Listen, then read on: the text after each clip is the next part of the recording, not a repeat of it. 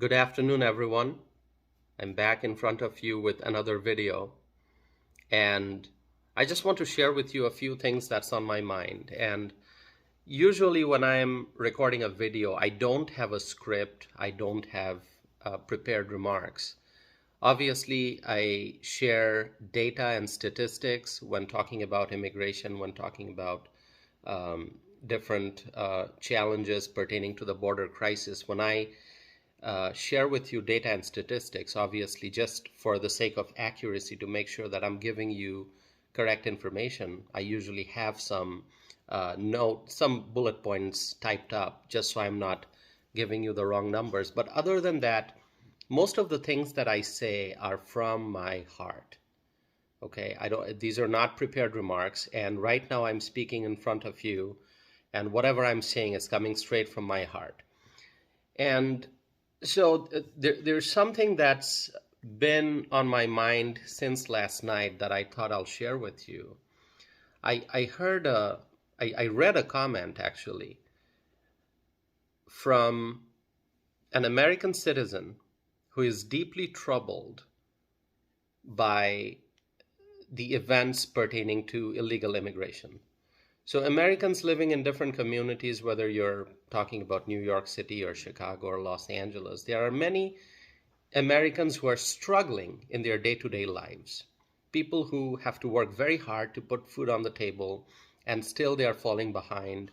And there are people who rely on public benefits to make ends meet because they are low-income individuals. They have not enough resources, and they qualify for programs. And there are individuals who have to visit food pantries to get their to get their to get food for their family. So there are American citizens who are struggling in their day-to-day lives, and now as illegal immigrants, millions and millions of them are entering the United States, and they are going to different communities in different parts of the country. I talk a lot about New York and Chicago and LA just because these happen to be the most prominent sanctuary cities and states.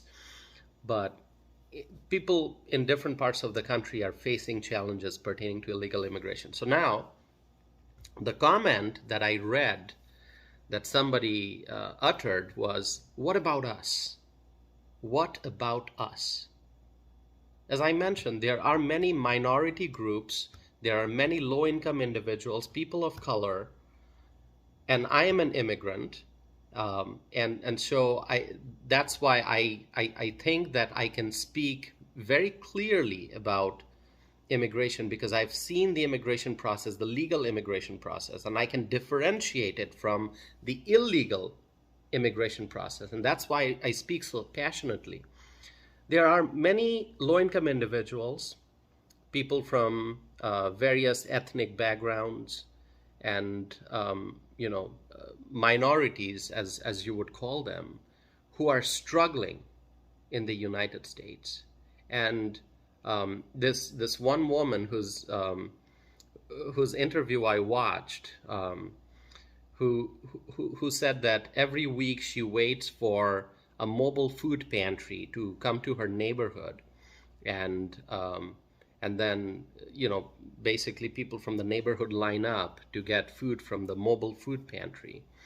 And after the arrival of the illegal immigrants, those same individuals, and these are American citizens, those same individuals who wait for the mobile food pantry, now when they show up to get their food supplies, they see that the line is so long and they are far back. Even like when they arrive half an hour before the arrival of the food pantry, the mobile food pantry, they see that illegal immigrants have lined up, they have made a huge line, and the American citizens, the low-income American citizens who are struggling, who rely on the food pantry that shows up once a week, now they're behind. And it may very well happen that those American citizens, by the time they get to the front of the line, the mobile food pantry is out of food.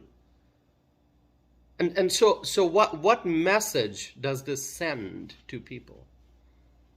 That illegal immigrants are getting the priority. They're coming here, and politicians are, in places like New York and Chicago, those politicians are taking taxpayers' funds, taxpayer dollars, and allocating millions and millions of dollars to provide housing for the migrants.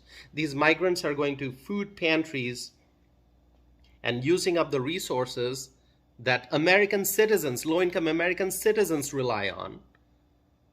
And medical services, what will I say about medical services? Anyone who knows anything about me, let me tell you, if you don't know anything about me, I studied healthcare policy. I'm a healthcare policy analyst by training. That's what I went to school for. I got a master's degree in public affairs, and I studied healthcare policy. So I understand the healthcare challenges. And I'm not only a healthcare researcher and analyst, I'm a consumer of healthcare services as well. When I go to the doctor, I have to pay my copay. When I get medical services, I have to pay those bills. So I'm not only an analyst, a researcher, a student of healthcare policy, I'm also a consumer of healthcare services. And I understand the struggles that people face in this country when they need healthcare services and they cannot afford to pay their medical bills. A lot of people end up in emergency rooms and they get treated, but later they receive a huge bill.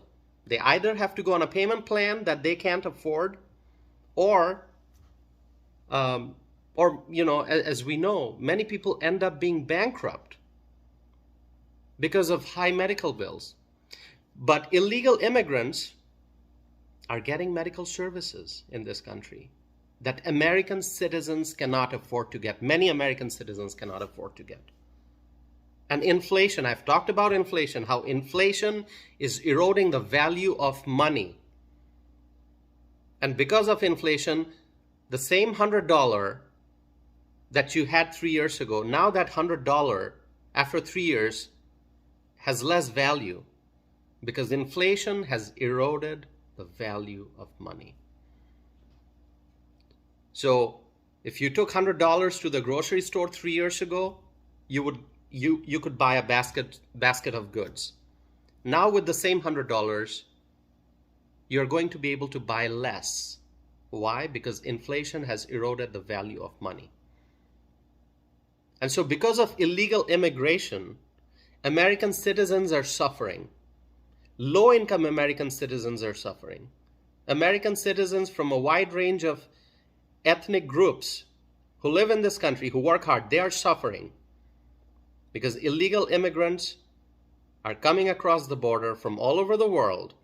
They are finding their way to the US-Mexico border. They are crossing the border. They are coming into the United States. And liberal politicians are allocating huge sums of money to provide housing, food, and lots of other services, including medical services, for the illegal immigrants, while American citizens are falling behind. That's all I'll say for today. These are some thoughts I wanted to share with you this afternoon. And as always, you can share with me your thoughts. You can comment on this video. You can go to tausifanam.net. That's my website. You can send me a message. You can sign up to receive my free e-newsletter.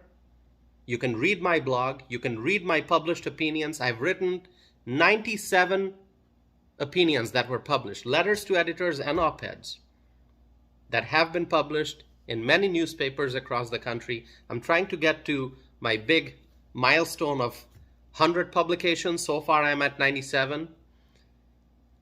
And you can also check out my podcast.